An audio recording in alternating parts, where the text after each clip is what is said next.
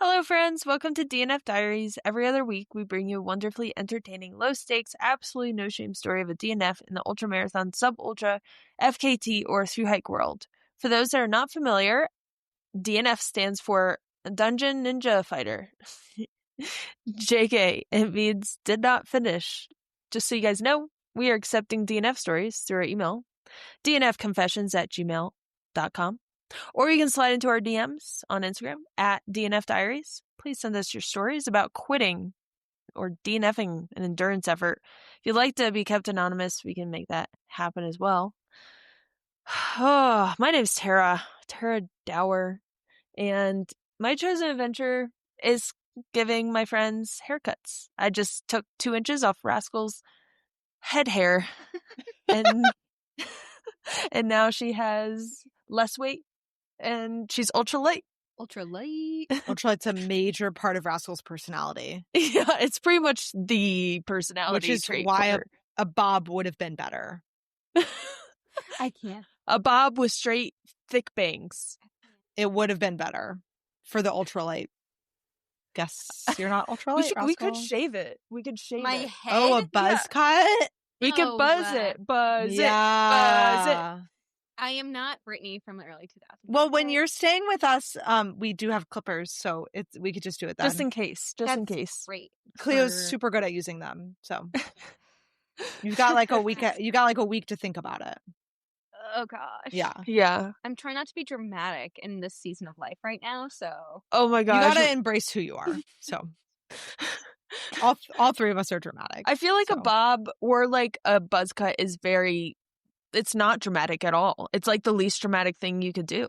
As someone who's had long hair for 17 years. Isn't it annoying? Doesn't it get in your way? Yeah. It's part of me. It's like, is it? You cut it all off, it's like an Achilles heel. What am I gonna do? An Achilles heel is bad for you. It's actually like not something that benefits you. I think it's something that like harms you and weighs you down. By definition. I used AI to find out what Rascal looked like bald, and she looked great bald, but she had this thick head of hair in the back. AI only took the top hair off my head and not the like long hair that falls down. So it looked like I just was like straight bald and then just long brown hair. We'll get you a bald cap for Halloween. Yes. No, I already have my costume for Halloween. I don't need I guess a bald cap. What are you going to be for Halloween? I'm going to be the Grim Sweeper. So I'm going to run a lap around. Are you hoping to borrow one of our brooms? That'd be cool. I was going to tape one to the end of a trekking pole, like just the head of a broom. Oh, so you're going to break one of our brooms. All right, fine. I'll get one from a thrift store or whatever. But then I have this like skull leotard with a cute little tutu, and I'm just going to run around being like sweeping up. Like, the Grim Sweeper. She's like sweeping. At these parties that you're trolling for? Yeah. Anyone in Burlington or anywhere in the vicinity nearby in Vermont, October 31st, please hit me up with some debauchery. Also, Rascal needs a ride. Also, unless I can borrow your bike. Rascal needs a ride. God damn it. Yeah. I'll walk. It's fine. Rascal's 1 has a great costume, and 2 is looking to show it off in Burlington, Vermont. So if there's anyone there wanting to see Rascal's costume, preferably not just a solo person in a basement. No. A legitimate party. But in attic. We've been to a Halloween attic party together. It got weird. It got super weird. I had to leave because it was getting weird, but I was like, I kind of like this. But if I stay, I might regret it. And honestly, I now still wonder if I don't. I left before you and biked home on flat tires, and it was a great decision. So I want that again. Who am I here with? Oh, you're here with Arlee Hiskey. Yay. And my chosen adventure has been pacing my sweet, sweet partner Cleo on her long runs the last couple weekends. Yeah, I've become a pacer extraordinaire. That's so amazing. Cleo has done a 10-mile run last weekend, and then we did 15 on Sunday. Holy shit. What is Cleo preparing for? A 50K at Rut Fest. Oh my gosh, Rut Fest. That's her goal.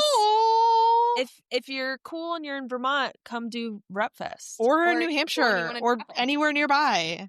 Yeah. We're coming from Colorado. It's the greatest weekend of the whole year. Find it on Ultra Sign Up. Yeah. I'm going to be volunteering with our dear friend Mary Elizabeth, aka Emily. That's Emily's trail name is Mary Elizabeth. Yeah, Emily's trail name is now Mary Elizabeth. Because Tara, during the Long Trail FKT, her brain wasn't working and she forgot Emily's name was Emily. And she looked at her and she goes, why do I want to call you Mary Elizabeth? That's so funny. I signed up for 3 of the witching hour shifts. Oh, which nice. are my favorite time to volunteer. Where can I sign up? I need to sign up to volunteer too. It's in the email. There was an email. With the race details. I didn't get an email. I didn't get an email. Have you registered? Can you get... No, Maya said I didn't have to. Maya. Oh, that's probably why you didn't get the email. That's false. You need to donate your $20. You should probably register. No, I'm not. I'm just going to pay them and then not register. Maya said I could. Oh. Why don't you just register? Yeah. Because I can't tank my old sign-up score. Oh my god. Tara! It's for charity! Literally a charity run. I will give them money out of my pocket. Same thing. Cash. Cash is better. Freaking elite. Lovely. That's so embarrassing for you. No, but like... But then, honestly, if your ultra sign-up score is tanked, then you look like more of a dark horse coming into races. If there's anyone who's listening to this who agrees, please let me know. I don't know if you've ever listened to the Katy Perry song Dark Horse, but it's fire. I have. And honestly, you wish you were one. So, okay, I'll think about it. Rascal is here with us too. She just exists in my space now. So not for long. Yeah. I just moved all my stuff into my new place. Yay! Is that your chosen adventure? What? Is getting the best bedroom in the place? Oh yeah. I didn't like con them out of it. So I have Sounds like you probably did. So I have 2 new roommates. They are lovely human beings. And they're a couple and they have 2 dogs. And there's 2 bedrooms. And one of them, it's not that it's bigger, it's just that it's better. Sounds like it's probably bigger also. It's bigger. If it is bigger, it's like marginally bigger. It's slightly bigger. And I'm not in it for the size, let me tell you. I'm in it for the windows. It is the whole room. It's like my room that I had in Vermont, except bigger because it's not a closet. But the whole room is windows and there's wood floors and it's so lovely and I'm so excited about it. Yeah. So they said, we don't really care. What do you want? But we would like that room. I said, well, if you don't really care, I do. So I would actually like that room. Wow. And they said, okay. What an uncomfortable situation. She got what she wanted, as she does. Do we want to move on to the Ultra News? Let's do it. You guys move on. We spent about 9 minutes on the introduction. Personal news. You know what? People love that shit. So you're welcome to the audience. If the audience is listening and you love that shit, do a little whoop whoop whoop whoop in the woods alone by yourself because you're probably listening to this on a long run. Hell yeah. You're welcome. Fuel properly. I forgot to do that today. I almost died. You need your own podcast. Moving on to the Ultra News. You can literally just talk to yourself. You don't need a co-host. I do. I talk to myself all the time. Yeah, and that's why we're going to move on to the Ultra News. All right, well, I'm going to this will never end. Yeah. Bye. Bye. See you, Rasky. Bye. You give a mouse a cookie. And they just never stop coming back. They never stop coming back. Okay, yeah. Do we want to? Yeah, we're a little low on Ultra News these days. Yeah, it's kind of the end of the season, but we've got a couple little things.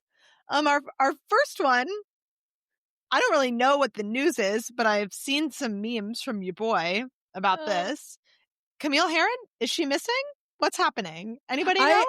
I am in on the news. What is she MIA? What's going on? She's not.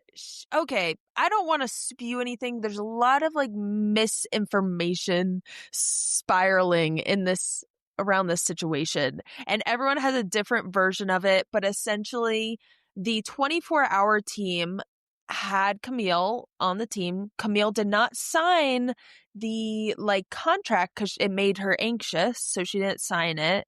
So she officially wasn't signed, but they announced her on Facebook as participating, and she liked it, and she even commented something about like being happy to be on the team. And then they were trying to like contact her because they needed confirmation from her at like this day on this time that she was either going to pull out or like continue and race and be there to race. This is very important because if they don't do it by that time, if they don't like get the alternate on the roster during that at that time, then they run one person less. Yeah, and it's a team. I don't really know how it works, but I've heard that it's like a team race. It's not just like a team race. I'm doing little bunny ears. Okay, so everyone was trying to get in contact with her to see if she was coming or not. She posted something on Facebook after the deadline. Yeah. That is tea, is what the kids would say. She has her own story, how she like was never on the team and didn't have to like reach out to them. They knew, and everything was like fine with that situation. But there was also this confusion because she stated something to the effect of like they did not like accommodate my needs as a person with autism. They didn't accommodate, allegedly, this is all alleged. I don't want to get sued by anyone. She's like, I was never on the team. And they're like, you were on the team and we made accommodations. She's like, well, this is my like protest essentially, because I didn't get like what I was asking for. This is like my protest for like inclusion. The woman who actually came out, she like used her own money to fly out to France and was waiting. Goodness. But she did get to race, so that's great. They like made a exception for her. But there's a lot of like misinformation. There's a lot of like confusion with the entire situation. Some people say like she was on the team, some say she wasn't, and she didn't sign the contract, so she didn't have any reason. And then now there's a bunch of bless you. Sorry. There's a bunch of like memes being made, and those are, I think, the best thing about this situation. And that's what I know. Wow, that was quite the debrief.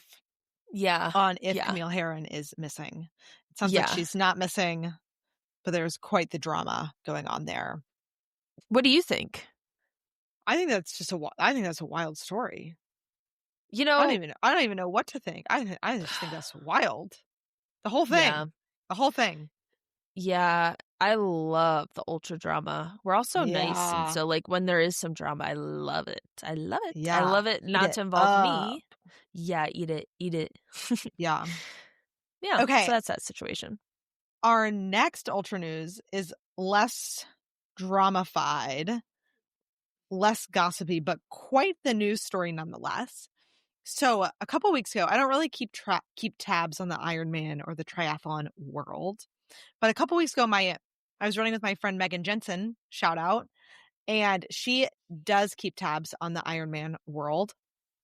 And she was telling me about the DNF situation that happened at the Kona Ironman Women's World Championship just a couple weeks ago. And I said, OMG, I have to text Tara. We have to talk about this in our next episode. So here we are. And I think I've got this all right. But again, I'm not in the world of Ironman. So the two favorites to win the Ironman Women's World Championship were Lucy Charles Barclay and Taylor Knibb. And they both DNF'd during the run portion of the event. And so this was in Kona. It's in Hawaii. It's super hot. It was like 80 degrees that day, I believe, with like whatever insane level of humidity is happening. And so kind of what happened was Lucy Charles Barclay, I believe she was leading and, whatever. And then she at one point like was like walking through aid stations and just like looking pretty unwell. Looks like maybe she was having a hard time. And then, at some point she had kind of pulled over to the side of the course during the marathon, the run, just kind of wobbling around, and her husband was there and helped her make the decision to drop. And then Taylor Knibb, who is the other favorite to win, dropped with about 2 miles left of the marathon. She sat down on the side of the course after weaving around and also looking quite unwell. Wow. It sounds like both DNFs were attributed to heat stress and exhaustion. And so then a rookie ended up winning, a rookie by the name of Solveig Løvs from Norway, I believe. Wow. Good for her. Yeah, I know. Great for her. Yeah. But quite the dramatic story. Yeah. You're telling me that's wild. Yeah. Good for her. Oh, I know. That's such a good story. Anything could happen in races, just so you know. If you're listening, anything could happen. Taylor Knibb, the best triathlete in the world, can drop with 2 miles to go. That's wild. Yeah. Yeah. Julie Brock, an Australian grandmother, completed her southbound PCT journey and set a supported southbound women's FKT with 69 days, 19 hours, and 27 minutes. I saw like a Facebook post from somebody, I think, supporting her, and they're like, not sure if this is an FKT, but like Julie just finished her FKT. This woman was supporting her and following her in an RV and giving her support, and like they totally smashed it. Got a women's southbound supported FKT, and Julie is, like I said, an Australian grandmother. She's also a triple crowner now. She thru-hiked the AT and the CDT and now is a triple crowner. So that's so cool. We're so stoked to see news like that. And like we said, there's not like a lot these days. Not a lot going on, but we're happy to see it. It's incredible. Yeah. Yeah. Wow. Are we ready to get into our story today? I think so. Yeah. I'm pretty stoked for this one. I got a little taste of it. Yeah. Yeah, you did the other night. Okay, so I'm going to tell a story today about a dear ultra running friend who I've never met before and who I don't actually know, so not really my friend, but I like to think all of us in the community are friends. Sure. And his name is Lanier, and he ran the Hellgate 100K plus. And so before I even get into this, I did some research on the race, and it is my impression that this is what I would call an old school ultra. And it is the race director, the race organizer is David Horton, who's quite famous for his own kind of resume of running, but also for race directing in the Virginia area. Tara, do you know anything about David Horton? Have you ever met him or run his races? I do know David Horton. I do not run his races, and it's funny. We're friends. We're buds. I don't run his races because the first year I tried to apply for Hellgate, he turned me down. Then his good friend Warren Doyle heard from my friend Liz, who then told David Horton that I won my first 100-miler. And David Horton then messaged me. He's like, hey, I would love to have you. Actually, I heard that you're quite good. Maybe he didn't say those exact words. But then I said, no, I'm good. I'm running another race. Thanks. So we joke now that I'm never going to run a race of his because he rejected me. And that's what I know about him. You really stuck it to him. Yeah. He's a very outspoken man. Yeah. Well, he seems to really be in charge of this race. He sure is. Yeah. So the website is a lovely WordPress account. Which just I think speaks to the old school nature of this ultra. And so as I was snooping on the website, I was kind of like, why is it even called 100K plus? What does that even mean? Well, it means it's a 66-mile race. So I am a little confused why we don't just call it a 66-mile race. But you know what? I guess 100K plus kind of adds to like the allure and like the like spookiness of it, kind of. Maybe it's just semantics. The second thing that I found out about this race is that it starts at 12:01 a.m. So the dead of night on the second Saturday in December. And Hellgate 100K plus takes place in Natural Bridge, Virginia, or that area. It's a point-to-point race. And the weather at that time of year in Virginia is in the mountains of Virginia is like really anyone's guess. There is about 13,000 feet of climbing. And if you finish in under 18 hours, it's a Western States Lottery qualifier. Wow. Yeah. So really doesn't seem like there's a lot of fanfare going on at this race, which again speaks to the old school nature of it. It really seems to be just the basics, at least from the website and the race application. David Horton makes it very clear that the sooner you finish the race, the more likely you are to get a finisher's jacket in your size.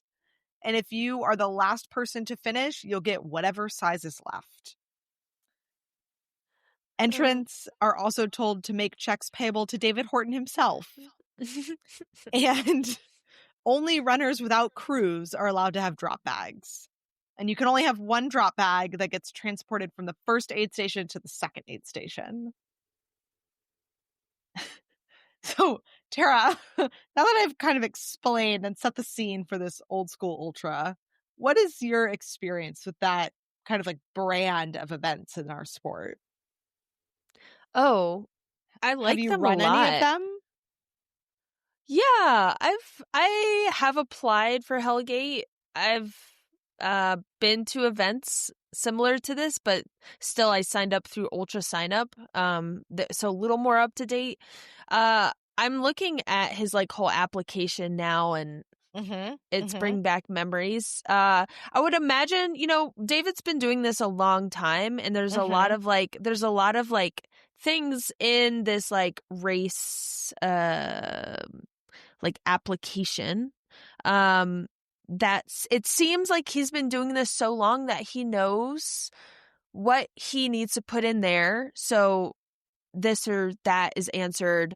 If this like tragic thing happens, like here is the policy on that. Policies on a lot of stuff. I think it's very endearing, and I want to keep this type of ultra running alive. That would be incredible, because we are in the day and age where UTMB is just taking over everything, and I don't love that. I mean, eventually we're going to have to love it, but I think we should keep this alive. It's very like wholesome. And it tells you exactly what you need to know. And you know what, Arlee? The website is way easier to navigate than the UTMB website. Yeah. Facts. UTMB, it is impossible to track any athlete on that website. It's horrid. What's going on? Are they okay? I don't know. Couldn't tell you. I don't even know how to find the race I'm looking for. No. On that website. But I agree with your point. I think that old school ultras are so fun. They're so exciting. They're the backbone of the sport. They gotta stick around. I don't think they'll ever go away. Yeah, I think there will always be race directors like David Horton just doing crazy stuff like this. Like we see it up in our neck of the woods in New England with Bubba's has some of this old school vibe. We've got Rutfest around the corner. It's similar situation. We love it. We love it. Okay, now on to the story. So let me introduce our runner. His name is Lanier, and he ran Hellgate for the first time in 2015, which was apparently the warmest year ever. Not really sure what the temperatures were that year. Doesn't really matter. And then the story that we're telling today takes place in 2016, which was the coldest year yet. So Lanier runs Hellgate for the first time in 2015, warmest year ever. Comes back for a second race the next year, 2016, coldest race ever. Going into the race, Lanier is pretty unbothered by the frigid temperatures. He says that he likes winter and cold weather running, which is crazy. As somebody that does a lot of it, I can't really say I enjoy it. But, you know, it's not going to yuck somebody's yum. If you're into cold weather running, Lanier, get after it, my guy. Yeah. Totally. And he describes himself as a back-of-the-pack kind of guy. His goal going into the race was to get a Western lottery entry. So at the time, it was a 17-hour finish required. And so that was his goal. Just a sub 17-hour finish to get a Western lottery entry. The evening starts with a pre-race meeting. This is outlined in the application. So you know what you're getting into. The evening starts with a pre-race meeting where the race director, David Horton, works the room, giving information about the race. There's a spaghetti dinner, which is a nice touch. Remember, the race starts at 12:01 a.m., midnight. So the pre-race meeting and dinner are mere hours before the start of the race. The dinner is free for athletes and about $15 for others. Cash only. Just adding to the old school ultra feel. No, you can't do checks payable to. It says cash only in the application. Oh, cash okay, only. Okay. I believe it is maybe in all caps and might also be bolded. It's very clear. It's very clear. It's very, very clear. Yeah, or it might not be in the application. It's on the website. The information's there. I found it.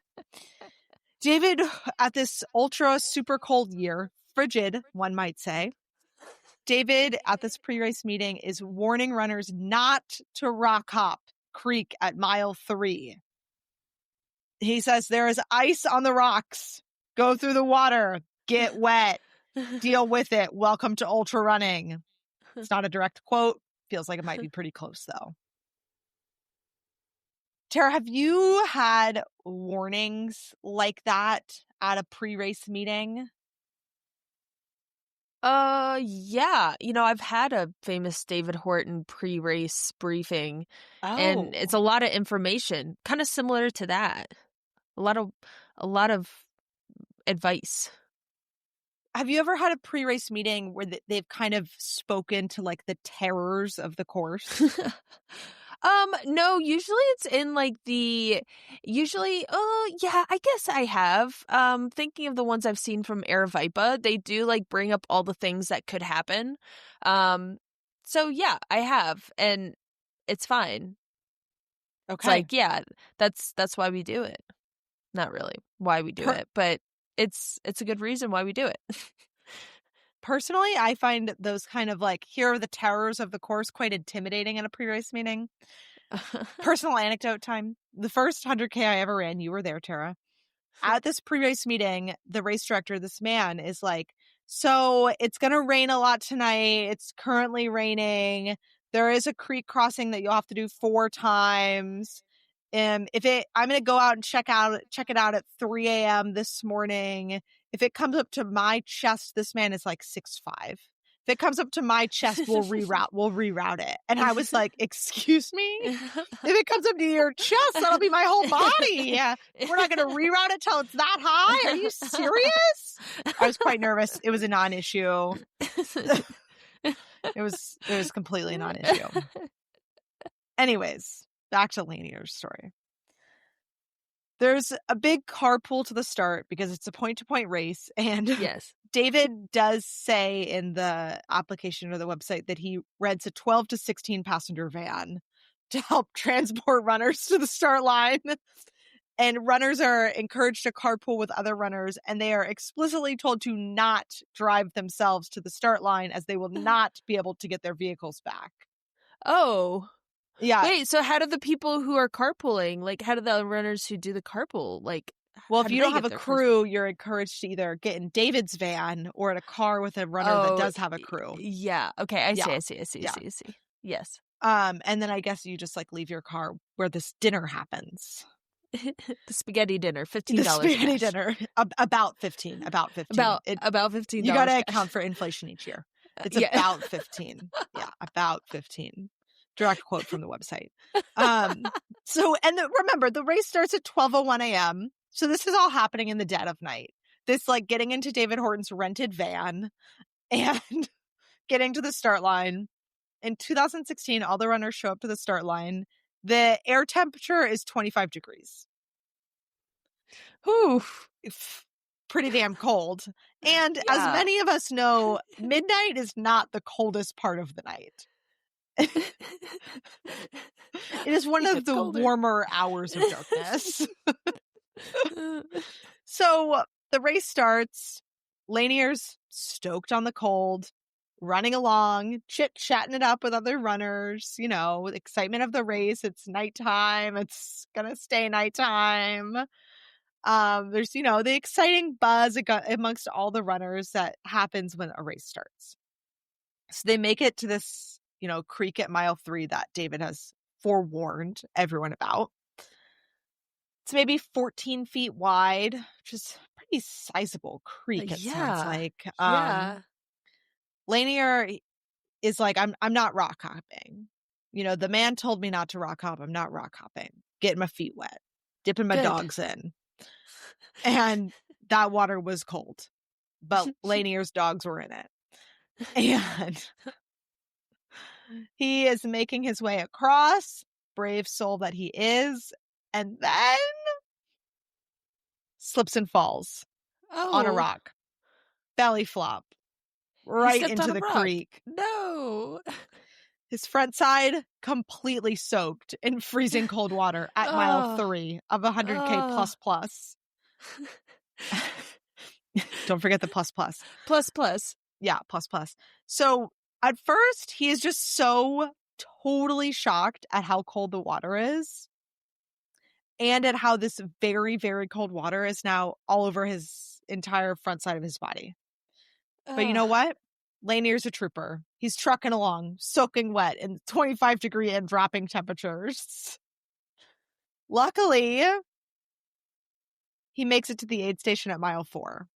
Well, the aid station is really just frozen water on a table in the dark woods. Oh, no. Super cool, super helpful, super awesome. Tara, if you're soaking wet, it's probably, 20 degrees by now. Half your body's, soaking wet. You get to this aid station and it's frozen water on a folding table. What are you doing? What are you thinking? I'm just so demoralized at this point. I'm so demoralized. I'm probably at this point getting really frustrated, and then I'll start running really fast. Because I'm like, the only way I'm going to warm up is if I get the blood pumping. So I'm going to pump that blood. Lanier has similar thoughts. He keeps going because there's really not another option. Yeah. At this point, his clothes are frozen, and so is his race bib. Oh, and he's keeps trying to run faster to keep himself warm, or like at least comfortable. And he started in all of his layers because it was 25 degrees at the start, and you're not warm before you start running. So I'll speak for myself. I hate starting cold. I hate it. Yeah. Oh God, no. So as he's continuing to run with frozen everything on his body, he's realizing more and more that nothing is going to melt ever while he is out on this course in the dead of night, running through freezing temperatures. What, Tara, is the coldest you feel like you've been during a race? Oh, during a race? Probably, most likely, it was probably Run Rabbit Run 2022. So cold. It just started we're climbing up. It was probably midnight, climbing up to 10,500 feet, and then it just started freezing rain. And yeah, it was so cold. My friend Rachel Spalding, actually, who has a course record on the Hellgate course. Rachel Spalding was ahead of me at Run Rabbit, and she actually got hypothermia and almost DNF'd, but she finished in 4th or 5th. She finished in 5th or 4th. I forget. Yeah, I passed her and she did not look well. But that was probably the coldest. You just want to keep running. I just try to keep moving because if you stop, it's just not going to help anything. Yeah. So as the run continues on in the dark, the cold miles, ticking off, Lanier is noticing himself shaking more and more and getting more uncomfortable with the temperature situation. Finally, he gets to the mile 24 aid station, which I guess is like the first aid station with people and resources and crews and drop bags. He's freezing cold. He can't stay warm. He's been cold for hours, right? He fell in the creek at mile 3, so 21 miles ago. At this aid station, which is called Head Forest Mountain, it is 8 degrees. Oh, no. And Lanier says, it's time to drop. It's time to drop. I got to get warm. I got to get out of here. I don't want to die tonight. Oh, no. I'm not trying to risk permanent damage to my whole body. And so, the aid station volunteers find Lanier a ride with some guy who's crewing some other runner so that he can get to a bigger aid station that can help him ultimately get to the finish line, right? And which I'm pretty sure is the same place where they had spaghetti dinner. And so the guy that's crewing the other runner that the aid station volunteers find for Lanier to ride with, he says, once my runner comes through, we'll leave. I'll bring you to the other place. So Lanier goes to sit in this man's car to warm up. And this is like not a kidnapping story. That is like not what is about to happen. So Lanier goes to sit in this man's car to warm up and to wait. He falls asleep, like with his head between his legs, like folded over kind of. And when he wakes up, he notices the bucket kind of style floor mat, like rubber floor mat that's on the passenger side of the car, is like half full of water that has all melted off of him. Oh my gosh. While he's been sleeping in this car. Oh my gosh. Yeah. That's serious. It's super serious. Oh my gosh. Yes. And, he makes it back to the finish line or to the place where his clothes and stuff are safely, and everything's okay, save for him dropping. Yeah, and that's, I do have like a little nugget at the end of this, but that is pretty much the end of the story. Tara, what are your thoughts? Oh man. Well, that's quite a lot of water that he took on. He really sponged that up, it seems. No kidding. You know what? Is there anything you can really like? It seemed like he tried to work through it, but this seemed like one of those situations. Can't really help. I think it's just what happens. Sometimes you're gonna fall into the water in like a single degree temperature night. I'm looking, so I searched his name on Google, and I'm seeing the story. I guess he like wrote a race report, or there was like mention of his race. Oh my gosh. It sounds rough. The pictures, everyone looks so cold in these pictures. There is nay a smile in sight. It's probably so cold. Oh, this guy's beard is frozen. This at guy's the start? beard. In 2016 at the race, he is coming in with a frozen beard. Whew. It's fully frozen. Oh, another frozen beard. This seems like a very cold. There's many frozen beards. Coldest year on record. Oh my gosh. Yeah. Wow. Yeah. Lanier, I feel like that he could sounds have like he could have really clothes, but I don't know how much that really would have done. Yeah, no, I don't think. I think this is a perfectly fine DNF. That's why we have the option to DNF. You're right. Because of these specific situations. Yeah. Imagine if David Horton was just like, hey, also no DNFs are allowed. Lanier would be screwed. Yeah. He would have to finish. Would have been downright dangerous. Yeah. Oh my gosh. Yeah. So our little kind of nugget at the end of this is that after Lanier finished, he was thinking, I will not be doing this again. But this year will be his 11th time towing the start line. Oh. And every year he is a little nervous about crossing that creek at mile 3. And every year he breathes a sigh of relief after he makes it across safely. Oh, so good. And David Horton, they do a lot of trail work on that race. And I can imagine the conversation about a bridge being put over the 14-foot wide stream, river maybe, frozen river. I'm sure that hasn't happened, but he did warn him, don't step on a rock. So give Horty that. Weren't warned. Yeah, yeah. Oh man, thanks for telling the story, Arlee. Of course, thank you, Lanier, for sending it in. It was a great one. Yeah, I hope you're still just so stoked on running river crossings. That's a long time to be in it. Crazy. We didn't do a review last time. Oh. You got any on Apple Podcasts? Because Spotify doesn't allow for reviews. Yeah, what's up with that? Yeah. You can comment on episodes, which is kind of cool. Oh.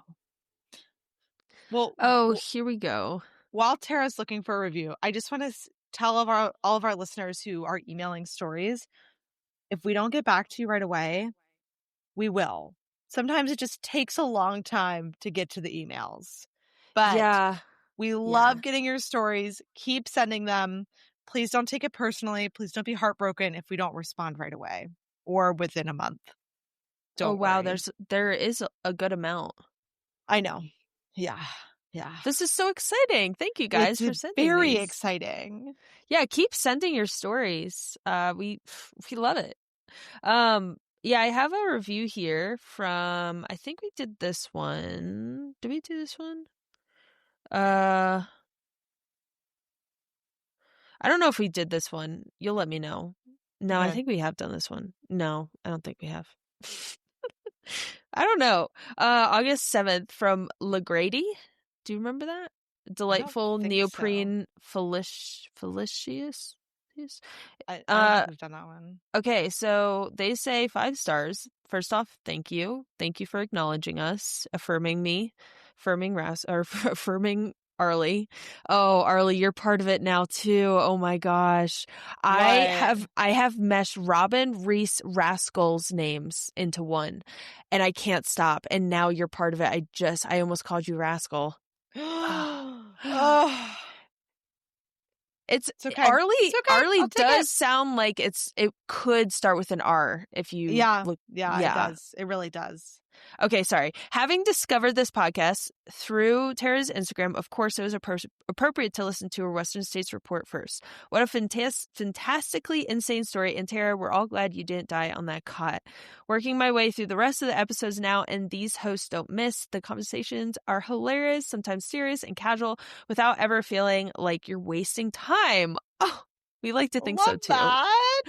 It's wildly entertaining, but little nuggets of advice and resilience are sprinkled throughout. Please keep up the good work. Just another piece of advice, don't fall into the frozen creek. Facts. It's great advice. Oh, thank you for that review. And we have a couple others. We have a couple others to move through too for next time. But keep giving us your 5-star reviews. We love reading them. Yes. And our next episode might be in person. I think it'll be in person. I think it'll be in person. Yeah, it will. It'll be my story. I haven't told a story in a long time. I've told my own DNF stories too much. You need to stop that. Oh, man. Knock on wood, because I have a race in a couple days. Oh, my gosh. Yeah. You're going to do great. Okay. Yeah. We're all rooting for you. Oh, I hope so. Oh, so Arlee, how can we follow you on Instagram? A.hisk. And on Insta. I'm Tara.Dower, and our joint account that Arlee now works through. I am off the Instagram for a little bit. It's a good place not to be right now after DNFing. But our joint Instagram account is dnf.diaries. So follow that as well for important context to these stories. I think we got a couple pictures to post from Lanier, right? Mm-hmm. Oh, yeah. Oh, good. Oh, so good, Arlee. Thank you so much for joining me. Of course. Thank you, Tara. Thank you for telling this awesome story. Bye. See ya.